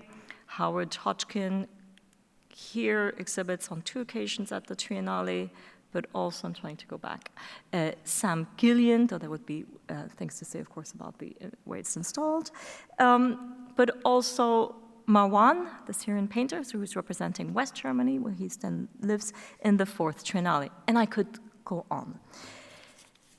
However, the organizing committee of the Triennale, the Lalit Kala Academy, rapidly becomes the focus of criticism, showing you here photographs by Jyoti Bhatt to illustrate that. From the start, there had been some conversations and debates really about the selection criteria of the India section, the attribution of prizes, amongst other points.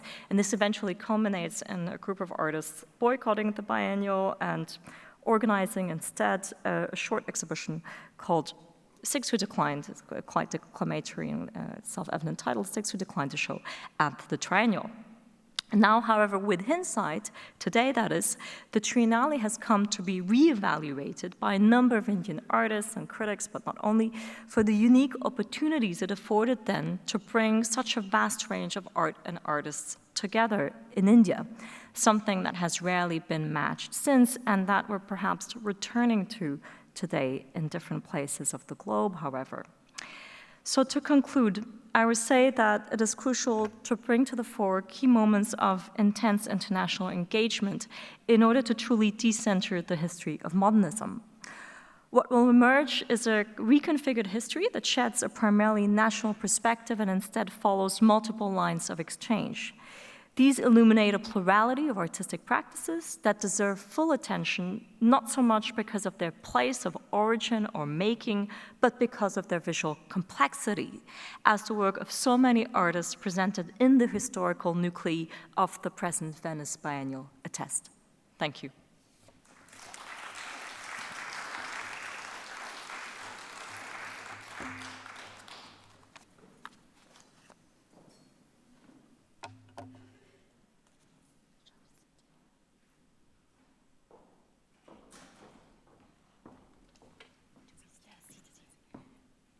Please, everyone, join us for the end of the day discussion.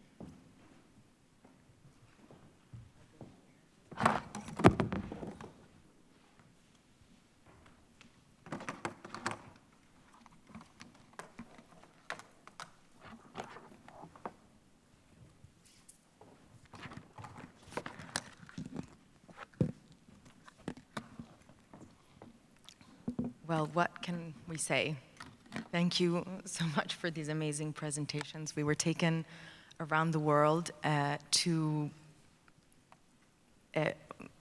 all its corners, but mostly to these incredible exhibitions and incredible moments in history that exist through archival documentation, that exists in art, in history of art, but that I kind of feel are very relevant to us here in this setting, as this too, this Biennale too, is another one of those examples of intermingling of these artists that you're like, oh my God, you know, they exhibited together on that occasion, and the story continues. So it really feels like we really, in the good and the bad, persist in a history and a historiography of modernism where we're sitting right now.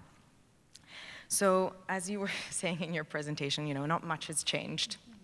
We do continue struggling with this term. We do continue existing within this framework.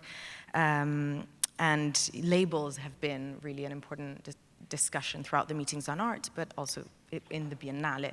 So things that continue to oscillate, that we have to constantly negotiate and renegotiate with modernism is absolutely maybe the strongest example of how these labels are continually added, updated. So it's transnational, it's diasporic, it's multiple, it's global, it's linked to migration, to colonialism, to decoloniality. So it's a continuing conversation. So in that sense, I think it's interesting to think of this panel in relation also to yesterday's panel, and that how, you know, what do we do with these labels? Like, do we need to pay so much attention and be accurate in how we define them and maintain them in order to dissect somehow history of art and make it accessible to us, or do we move on?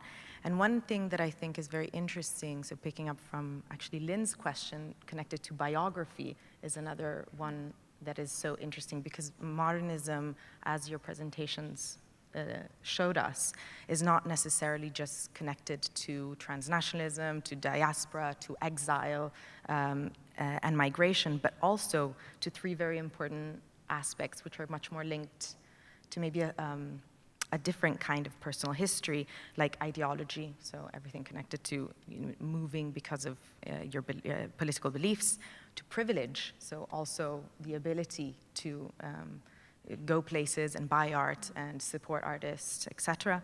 And another very interesting thing that I picked up from your paper, Gloria, strategy. So like being strategic in going elsewhere so you can advance certain causes back at home.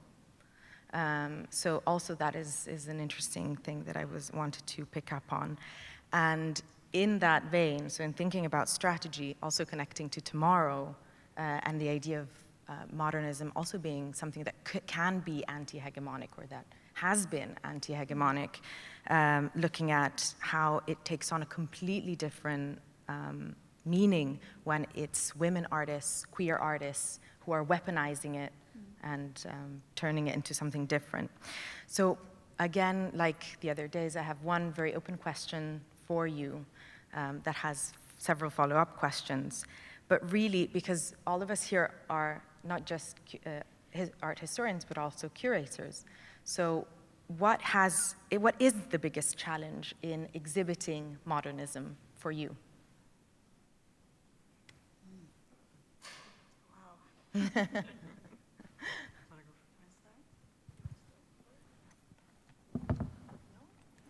Okay. Yeah. Well, I will say this. How do I exhibit, let's say, modern Arab art without either diluting it or ghettoizing it? So the one thing that I was very excited about walking into the halls here is seeing all these different modernisms speaking to each other, because then they were equal. And so if I do an exhibition on modern Arab art that is only modern Arab art, which I kind of have to because I have to explain what modern Arab art is, but then it is seen as something separate, something different. Sort of like when we teach and we have a book on the survey of art history, that already is problematic because it starts in the wrong place, but it has a chapter on Islamic art, and then a chapter on non-Western modern art. There is, for students, they don't actually see a continuity in history. So we have the same thing.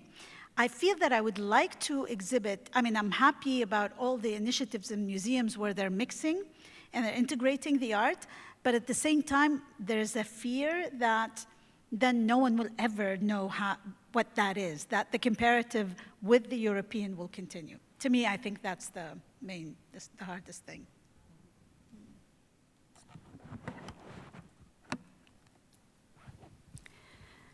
Sí, coincido.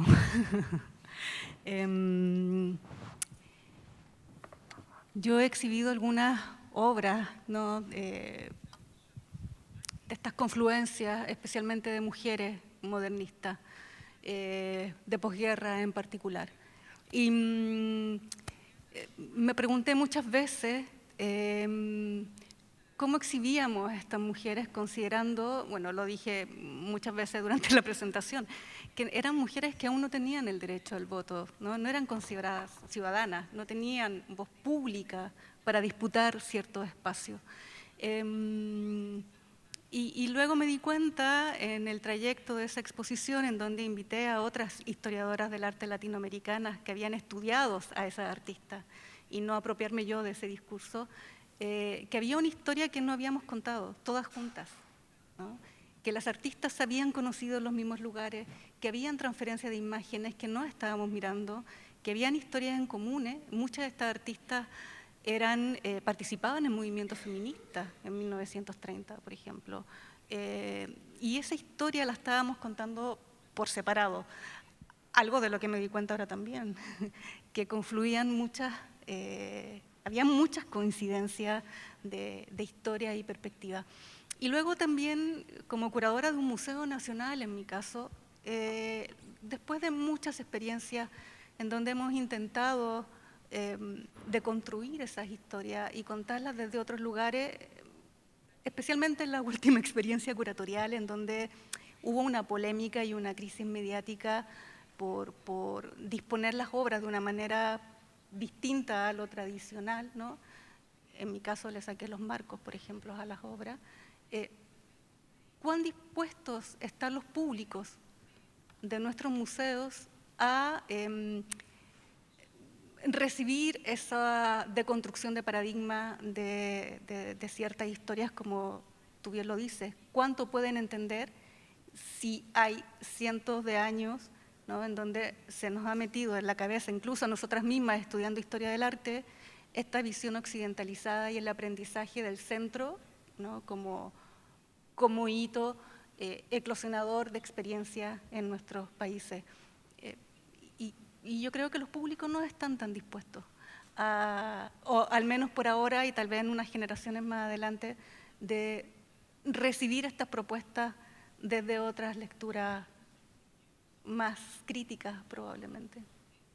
Yo creo que eso es más importante a incluso lo que estamos como discutiendo desde la teoría y la historia del arte. It's a great question, Sophia. I would say that the challenge is very much one of almost educating and de-educating, and I'll explain what I mean by that. In your question, I assume what you're talking about is exhibiting, in my case, South Asian or Indian artists outside their place of making, and I assume that's what your question is about. Because it would be completely different if you're talking about their own places of production. If it is abroad, then what we're faced is this sort of assumed bias, at least, of the Picasso monkey syndrome. And that is true of artists also from, say, Southern Europe, from Spain, from Portugal, from a number of different peripheries who suffered from different biases, of course, but who are not there yet as a sort of inbuilt players of that broad history of modern art. And dates matter a lot. And people, you can face them with dates that are of the 1910s and 1920s. If they're discovering it in the year 2024, it's very difficult for them to sort of rewire and sort of change their chronology in what they assumed is the center from which things irradiate in these sort of movements that only go one way, of course. So that's what I mean by unlearning. At the same time, I used to be in the Museum Tate where a lot of artists presented thematically. And people are also asking for a little bit more of history. people sometimes also have difficulties in understanding the connections. And it's easier for us because we know what the curator is getting at, we know why these connections are being made sometimes because we know the dates, we know the histories, we know these exchanges. And sometimes there's a need exactly for a bit of pedagogy, a bit of teaching, even if it's a different one. So that's the sort of, I think, in a nutshell, I would say these are the challenges, the sort of double-edged sword that we need to face. If I may add, I mean, perhaps it's also a matter of language, because this is something I noticed with my students. You know, I feel like, okay, I say, I talk, I teach, and then they get up and say something, a sentence, and I'm like, oh, like as if I didn't do anything. And so so I now ban certain words from being used in class, so they can have, you know, they need to find an alternative of explaining this. Like which ones, can I ask? Which are some of these like banned words? Like influence and inspiration. Sorry? Like influence, because there's always, they're influenced by Picasso, right? It's never a renegotiation of anything. But also because, like you were saying, that many of the artists, the Indian artists who saw their heritage at the museums in Europe, had a different, unlearned their history in a different way, which is exactly what happened to probably every non-Western artist who studied in Europe. And so, but our students I mean, I think of the students because they are still young, and it's hard to, you know, sort of deprogram, decode their learning into a certain way. So maybe what we need to do is use a different language in our curatorial, because I mean, you know, they Google, they pick up the same language. So maybe we need to introduce new languages and so we can sort of decenter. Well, that's absolutely, again, one thing that you mentioned in your talk is like, how do we somehow leave the academic lingo and speak a language that is much more accessible and that people can actually engage, use, and understand without all that necessary background knowledge, which is, again, also something that we were talking about yesterday. So everything seems to be pointing to let's de-academicize ourselves, or so, in a way. I have a mini follow-up question. Well, actually, I'm curious to know, Devika, what did you mean? What is the biggest challenge of exhibiting modernism if you're exhibiting from inside? Yeah, from the place. How does that differ? Because it is true, it's a completely different story, but at the same time, somehow the parameters, the markers remain similar sometimes. I don't know. We'll see. What do you think? Well, you do have, even in places like India, and you'd have to tell me if it's the same, you sometimes have also a fascination with the outside. So how I got to Paris, London, and New York is not because these are places I know, but because if you look at artists' biographies, they will tell you residencies there. And it's not just that they did the residency, it's that at the end of their career, they put it at the top of their biography. So it's something they attribute a certain importance to. It's not necessarily a place of training. It's not necessarily a place where the best works were made, and we have to be a bit careful of that. And though I pay particular importance to artists' voices, we also there to interpret things. But returning to your question more precisely, no, you don't have the same biases, of course. And I think we've moved on. I think there's a rich art history. In the case of South Asia, you have audiences who are interested, who are similar than here. Some know a lot, some know less, but are there to be educated, are keen, have an interest. So you have something which from that perspective can be much more rewarding because you can just cut all of this. The issues, and I know this may not be the topic of our conversation, but the issues are more that of access, of display, of what can be done, of which institution is going to host you, what stories can you tell in that institutions, how rich can these histories be today. So there's a political context that comes in, a logistical and a political context that comes in. From that perspective, you can tell more stories here. You can say different things about artists. Bhupen Kakar, for instance, was an artist, one work which is displayed now in London in an exhibition called The Imaginary Institution of India at the Barbican. There's one work which is an encounter of two men in a city called Benares. It was exhibited, this is just one example that illustrates what I was talking about. It was exhibited at Kim Old Gallery in Bombay soon after its making. But then it was hidden from view because they were a little bit scared, and rightfully so, of what would happen if that painting would stay on view. So this is just an example. I'm using an example of the past, but you could have similar complications today, albeit slightly different ones. Thank you so much. Well, I would like to take this opportunity to see if there are any questions from the audience before we move on.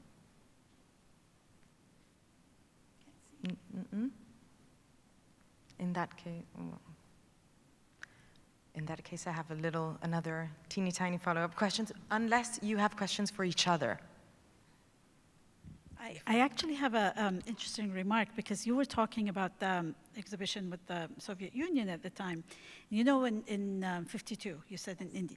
And 59, I think, or 58, there was, not 59, because after the revolution, there was an Iraqi art exhibition that went to Baku and Moscow, and it was rejected by, it was hated, the comments that were written about the exhibition. The Soviet Union, you know, in the different parts hated it because it was abstract. And, you know, so this is kind of interesting how, you know, looking at the things from different points of views, yeah. That's a great point you're making, yeah, good example. Well, my follow-up question, I think that what we, actually you were saying before regarding access, regarding what you're able to do within an institution, is so central to where we're sitting. Because of course, the Biennale is an institution that represents all of those things at the maximum possible expression of sort of Western-centric thought, which obviously we're always trying to push against, to reconfigure, to renegotiate. And the institution itself also attempts to do so. And it's a constant thing that all of this kind of scale initiative try to do. But of course it attracts a lot of criticism as well, and it connects to audiences and to the level of preparation and to the kind of things that they're willing to see and hear. And of course one of the things that I noticed is that often a lot of the articles always pick up on those artists that are already very well known. So instead of going into the ones that are lesser sort of present in the press. So one of the dangers, I guess, that I wanted to focus on maybe, that we always incur is and it's words that have appeared in each talk. One is primitivism, so always having to push against primitivism. The other one is indigenism, which of course, kind of, Gloria, you talked about, but it's ever increasingly problematic expression of modernism, especially now, and in this exhibition too. The other one, of course, is exoticism in sort of a broader sense. Nada, you also mentioned, you know, the Arab artists didn't care about enlightenment, and I thought that was a very interesting thing to elaborate on. What is your stance towards these dangers, basically? Sí, yo creo que precisamente el ejercicio que hizo Adriano en esta oportunidad es volver a juntar a artistas que probablemente estuvieron juntos en Europa, ¿no? Y dar cuenta de esas relaciones periféricas y de mirar esas relaciones incluso en términos de transferencia de imágenes, ¿no? Yo me atrevo a decir que esos artistas en particular, más que mirar Europa, estaban mirándose a sí mismos, y es muy fácil verlo cuando se recorre al menos el núcleo histórico, que es más mi expertise.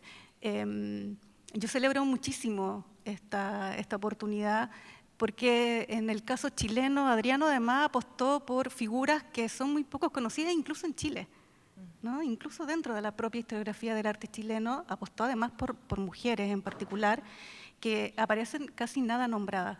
Y verlas hoy exhibidas junto a otras mujeres en las que compartieron talleres, me parece que habla mucho más de un arte o de una historia del arte que puede ser escrita en conjunto, y apuestan a la lucha por lo mismo, ¿no? Como a descentrar ese canon que pareciera estar muy instalado, pero cuando ves las obras te das cuenta que no, que están haciendo el mismo ejercicio de los años 20, cuando se agruparon todos en estos regionalismos. Me parece que eso refuerza esa idea y esa noción.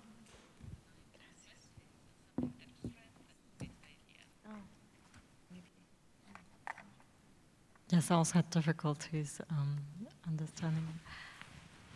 There's, listening to your question, Sophia, there's an artist who's exhibited in the Biennale Arte who immediately come to mind is Amrita Shergill. And she did a wonderful work, a self-portrait, it's called Self-Portraitation.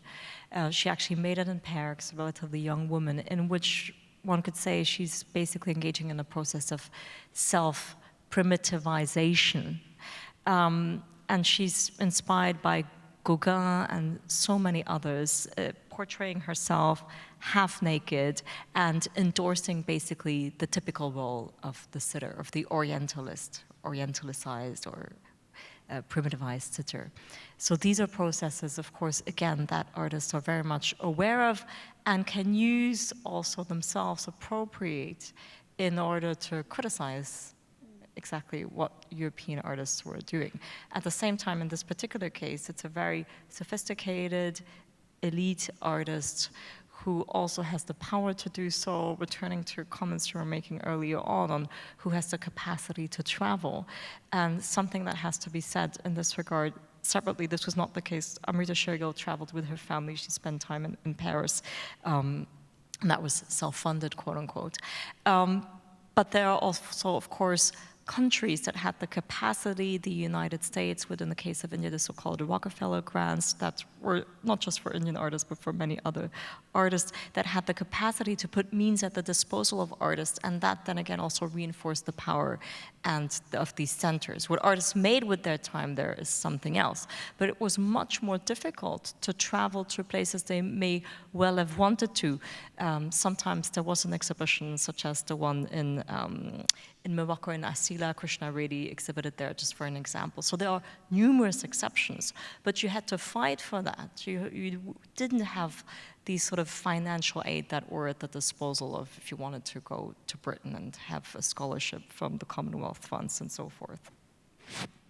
But it's interesting that you mentioned the Muslim Asila, because that actually a place, a forum that for so long brought people from all over the world to interact and do work together and learn from each other on a very sort of low-key kind of, workshops and experiments. I mean, I was in Montana University, which is sort of like the end of nowhere, giving a talk about Arab art, which is a good thing.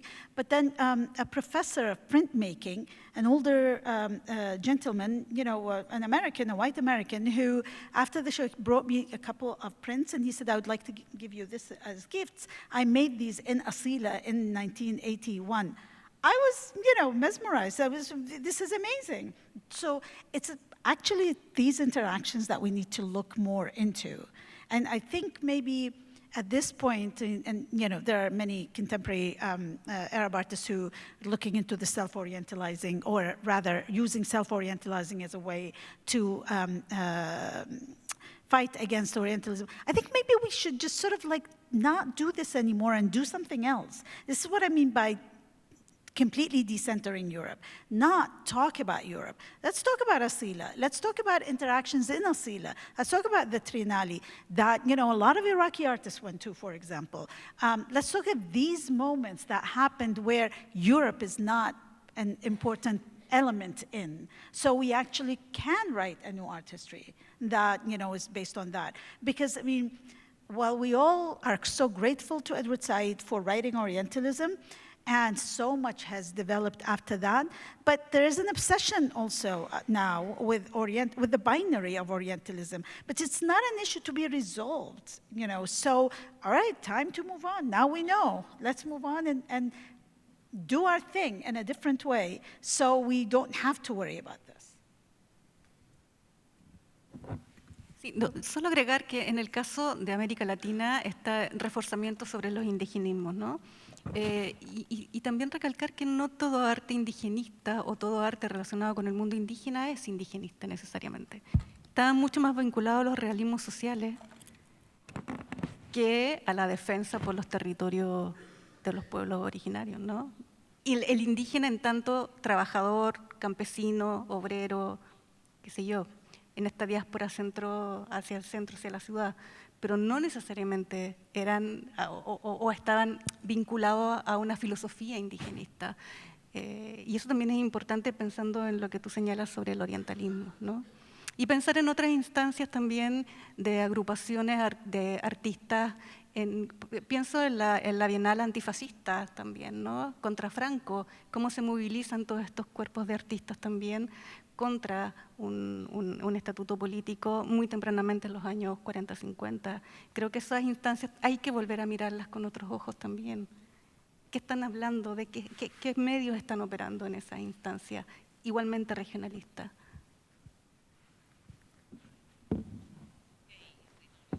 Thank you so much. Do I have time for another question? Yes, okay. Well, does anybody have any? Oh, please. Oh, please wait for the microphone.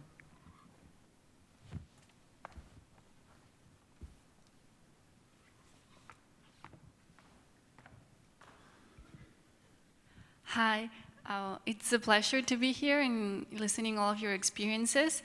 I had a little question because in Gloria's presentation, she talked about how women were involved in modernism in Chile and how they also got to go abroad during those movements, how they impacted society through the Latin American Chilean society and relationship with Europe. So I was wondering, in the case of these countries, Indian and Turkish and everything, how did women get involved in modernism? How was their influence or their meetings with other artists as male or going abroad? Because some examples have been there, but there's no mention of maybe a group of women or a movement of women that were involved in these cases. So just to see how was in the three cases. Thank you.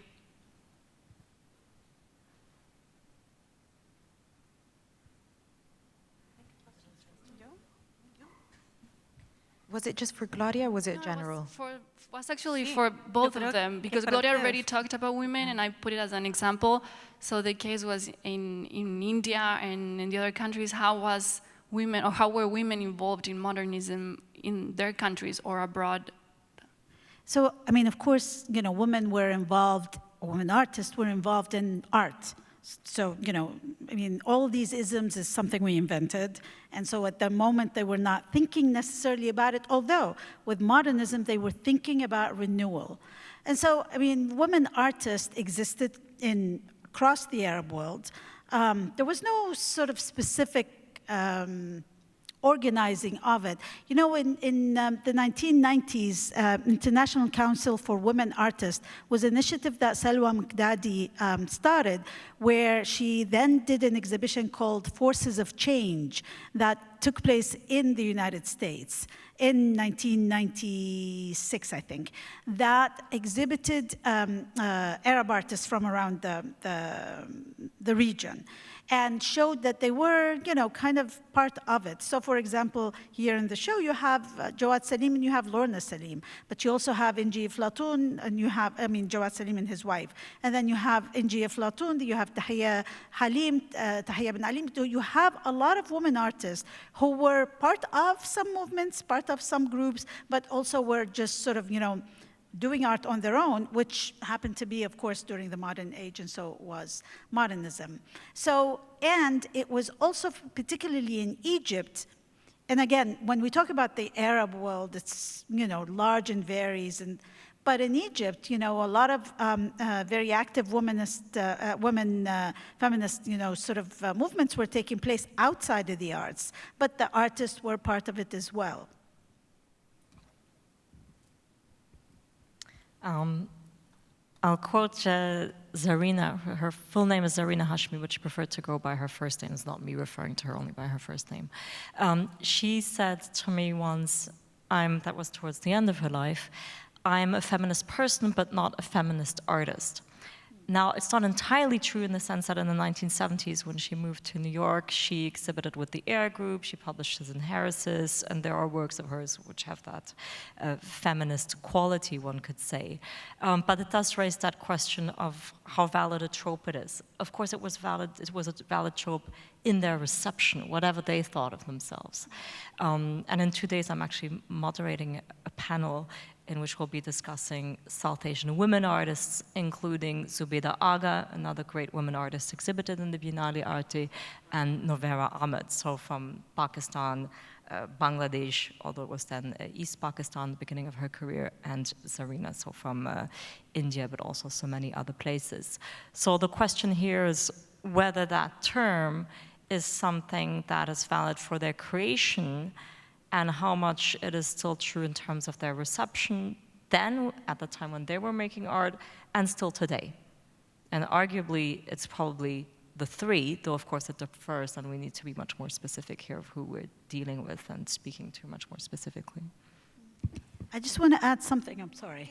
I just want to add something. I remembered an Iraqi artist who, when she first moved to London in 2007, and was sort of asked about, as a woman artist, she sort of had a problem with that term. What do we mean? I'm an artist.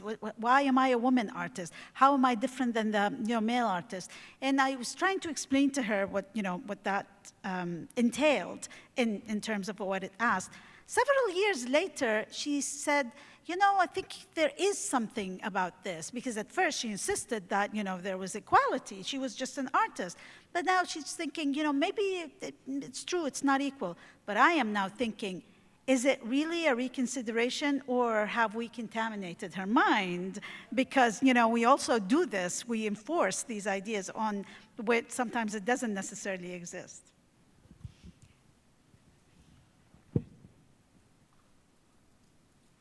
Sí, no, yo solo aclarar, Gaby. Gaby es chilena, para quienes no la conocen, vive en Venecia.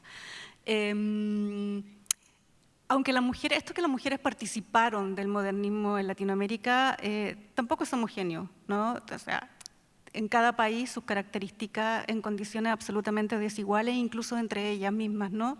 No es lo mismo para una mujer como Laura Roddick, que viene del mundo obrero, de una ciudad precarizada, a una mujer como Sara Malvar, que era una artista aristocrática que pudo viajar con sus propios medios, mientras otras dependían de las becas del Estado. Lo mismo que hoy día, ¿no? Migrar en condiciones desiguales también, ¿no? Y una cuestión que me parece fundamental y que recién ahora estamos viendo las historiadoras del arte feminista son las relaciones establecidas entre las propias mujeres. ¿Cuáles son las redes que estas mujeres establecieron? Estoy actualmente participando en un grupo transatlántico entre España y América Latina sobre cuáles son esas confluencias de mujeres que pudieron migrar a América Latina posguerra y de las latinoamericanas que por a veces razones confluyeron en España en distintos momentos y circunstancias, ¿no? Y está eso, nos damos cuenta que más que estar alojadas bajo el paternalismo, las figuras masculinas, como nos han contado en la historia, han estado mucho más vinculadas por redes de mujeres, especialmente queer, ¿no? Y esas redes queer en los años 30 o 40, es algo muy interesante que podemos estar mirando hoy en día. Por supuesto, como tú señalas muy bien, y también mis compañeras lo están diciendo ahora, también preguntarnos cuánto de la teoría feminista nuestra, desde la historia del arte, aplicamos a esas propias historias en donde probablemente reconocerse feminista no era posible ni factible, ¿no? Thank you, gracias.